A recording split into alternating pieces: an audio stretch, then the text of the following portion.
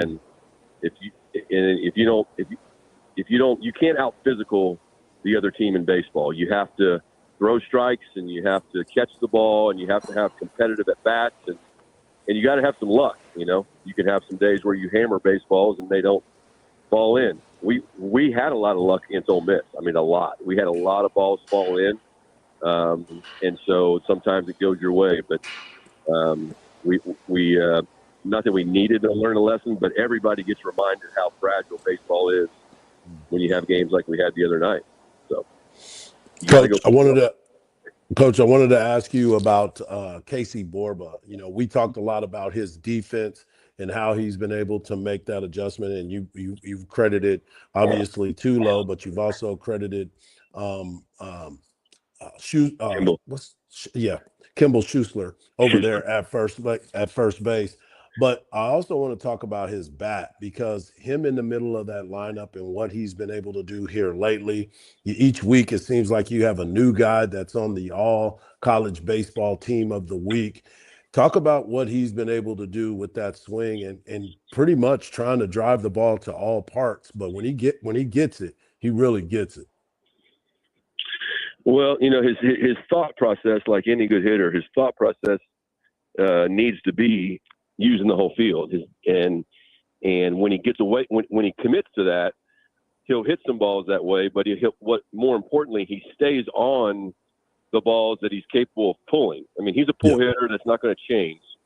But that allows him, instead of rolling those balls over to the third baseman and the shortstop, it allows him to stay on the ball, maybe hit him in the left center field, get a single left up the middle, or certainly hit a home run to left field. So, but if his thought process isn't that, then you end up hooking balls in dugouts and rolling over balls to the left side. So he's constantly fighting that, and he's certainly doing a better job this year than in past years of keeping his mindset towards right center field the right way. And before I let you go, I wanted to mention Anthony Pack Jr. We talked about him a little while ago. Every time I watch this kid taking that bat, he gets more impressive with his patience, his pitch selection, and his ability to stay on balls. And like you said before, he's been playing multiple positions in the outfield, natural center fielder, but you've played him in left, you've played him in right. He's adjusted to the college game so far pretty well. Yeah, he really has, and it's funny that his adjustment on the hardest part of the game is what he's done the best, and that's hitting. He's really adjusted well. We've talked about his strength, but he's using the whole field. He's hitting the ball harder. He's learned how to get the ball in the air when he's capable of doing that versus kind of slapping it on the ground.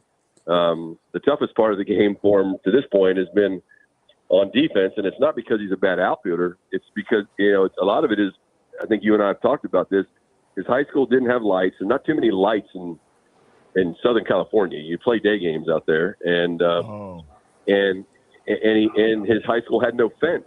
He didn't have a fence at his high school. What? So if you hit it, yeah. So here's an outfielder who's learning how to play with lights. He's learning how to play against a fence and a warning track.